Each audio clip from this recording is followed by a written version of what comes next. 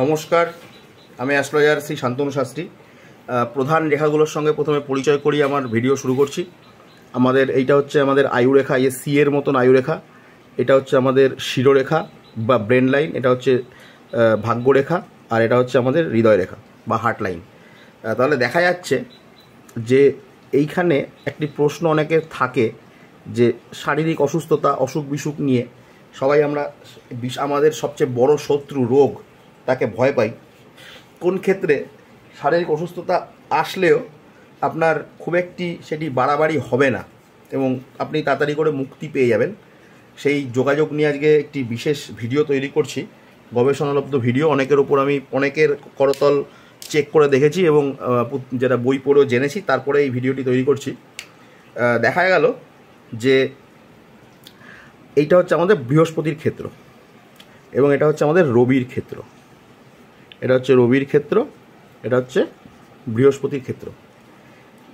প্রথম শর্ত অসুখ সেরে যাওয়ার, এই দুটো ক্ষেত্র কিন্তু খুব উচ্চ বা তুঙ্গ বা পুষ্ট হতে হবে। কোনো রকম যেন এই দুটো ক্ষেত্রে কোনো কী কী চিহ্ন থাকবে না। এই দুটো ক্ষেত্রে এখানে দেখাই, ক্রস চিহ্ন থাকবে না, কোনো রকম কোনো, এই ডান দিকে নিচে দেখাচ্ছি, ক্রস চিহ্ন থাকবে না, কোনো বিন্দু চিহ্ন থাকবে না, জাল চিহ্ন থাকবে না। এই চিহ্নগুলো কিন্তু এই দুটো পর্বতে থাকা যাবে না।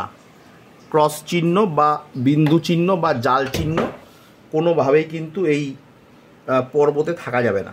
এবং আয়ুরেখাটা যদি এইখান থেকে তৈরি হয়, অর্থাৎ বৃহস্পতির ক্ষেত্র থেকে তৈরি হলো এবং পূর্ণাঙ্গ আয়ুরেখা চলে এলো একদম করতলের নিচের দিকে, এর সাথে আর একটা কি দেখতে হবে যে আয়ুরেখা থেকে কোনো রেখা যদি বৃহস্পতির পর্বতের দিকে চলে যায়, একটা রেখা হোক বা দুটো রেখা হোক, বা আয়ুরেখা থেকে কোনো রেখা যদি ঊর্ধ্বমুখী হয়, এবং রবির পর্বত এবং বৃহস্পতির পর্বত যদি তুঙ্গ বা উচ্চ, এই যে অশুভ চিহ্ন বর্জিত, ক্রস চিহ্ন, জপ চিহ্ন, জাল চিহ্ন, বিন্দু চিহ্ন ছাড়া যদি থাকে, তাহলে অসুখ এই সমাজ বা এই জগতে অসুখ তো হবেই, কিন্তু অসুখ হলেও আপনি তার থেকে মুক্তি পেয়ে যাবেন। এবং আরও বেশি অথেন্টিকভাবে বলা যায় যে যদি আপনার লগ্ন তার সঙ্গে দেখতে হবে, লগ্ন যদি স্ট্রং থাকে তাহলে কোনো অসুখ আপনাকে কিন্তু কাবু করতে পারবে না কোনোভাবেই। আপনি অসুখ হলেও তাড়াতাড়ি মুক্তি পেয়ে যাবেন। সকলকে ধন্যবাদ জানিয়ে ভিডিওটা শেষ করছি।